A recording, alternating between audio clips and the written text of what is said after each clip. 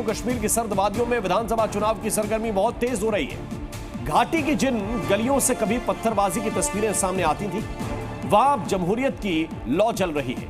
नए कश्मीर की इस तस्वीर में बीजेपी घाटी में कमल खिलाने की तैयारी में है। हालांकि विपक्ष पुराने सियासी तस्वीरों की वापसी की अटकलें लगा रहा है। आखिर क्या है घाटी के चुनावी रंग, कैसे हैं ये रंग, इस पर देखिए एक खास रिपोर्ट।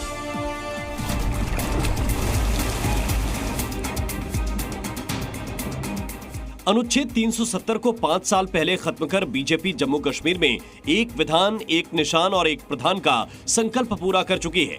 अब तैयारी घाटी में वाजपेयी की कश्मीरियत, जमहूरियत और इंसानियत को जमीन पर उतारने की है, ताकि घाटी में तिरंगे के साथ साथ बीजेपी के भगवा का इकबाल भी बुलंद हो सके।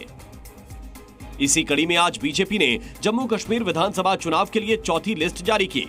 जिन जगहों से कभी पत्थरबाजी, आतंकी वारदात और कर्फ्यू की तस्वीरें सामने आती थीं, वहां बीजेपी कमल खिलाने की तैयारी कर रही है। आज जो भाजपा की प्रत्याशियों की लिस्ट निकली है, उसमें ऐतिहासिक लाल चौक से भी भाजपा का उम्मीदवार चुनावी मैदान में है। इंजीनियर एजाज, जो पहले डीडीसी मेंबर भी रह चुका है, अब यहाँ से कंवल के निशान पे चुनाव लड़ेगा।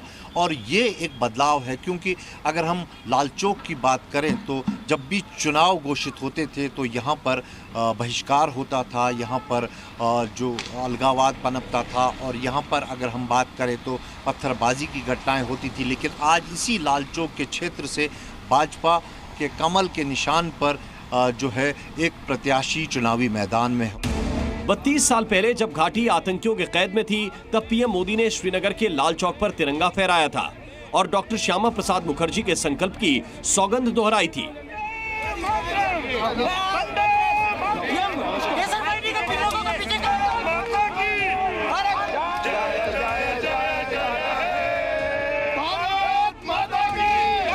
बतौर पीएम साल 2019 में पीएम मोदी ने 370 की वो सौगंध पूरी कर ली है और अब उन्हीं पीएम मोदी के नेतृत्व में बीजेपी लाल चौक पर बीजेपी का परचम लहराने की तैयारी कर रही है।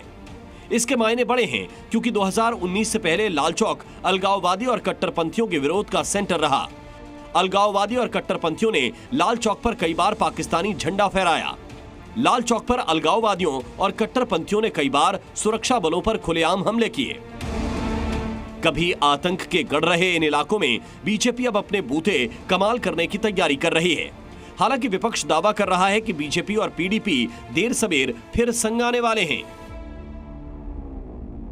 राम माधव साहब यहाँ क्यों आए, किस लिए आए, ये मैं नहीं कह सकता हूँ। ये जवाब तो बीजेपी ही दे सकती है। लेकिन इसमें कोई दो राय नहीं है कि अगर किसी एक पॉलिटिकल पार्टी के साथ राम माधव साहब के अच्छे ताल्लुकात हैं, वो पीडीपी है, क्योंकि राम माधव साहब ही जिम्मेदार थे उस वक्त पीडीपी और बीजेपी को एक प्लेटफॉर्म पे लाने की। अलायंस उन्होंने कराया, शायद इसलिए उनको दोबारा वापस लाया गया है। विपक्ष के इन दावों को हवा दे रही है जम्मू कश्मीर में राम माधव की राजनीतिक वापसी। बीजेपी ने उन्हें जम्मू कश्मीर का प्रभारी बनाया है। राम माधव इसी भूमिका में 2015 में पीडीपी के साथ घाटी में कमल खिलाने का कारनामा कर चुके हैं। हालांकि बीजेपी इस बार एकला चलो का गीत गा रही है। जम्मू कश्मीर की जनता प्रधानमंत्री श्री नरेंद्र मोदी जी से अथाह प्रेम करती है। अब्दुल्ला परिवार हो या मुफ्ती परिवार हो या गांधी नेहरू परिवार हो, इन तीन परिवारों से और इनके छुटभइये नेताओं से जम्मू कश्मीर की जनता घृणा करती है। जम्मू कश्मीर में कमल खिलाने के लिए बीजेपी ने खास प्लान तैयार किया है।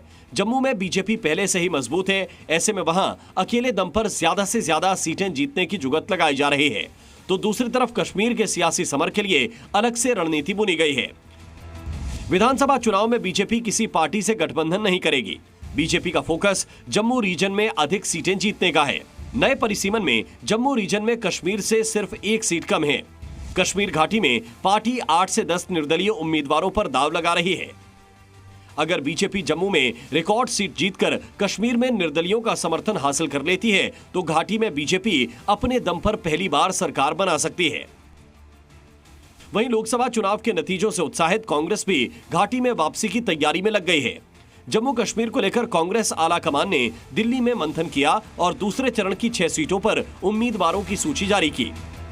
आने वाले दिनों में नेता प्रतिपक्ष राहुल गांधी, सोनिया गांधी, प्रियंका गांधी और मल्लिकार्जुन खड़गे भी घाटी में प्रचार की कमान संभालने के लिए पहुंचने वाले हैं।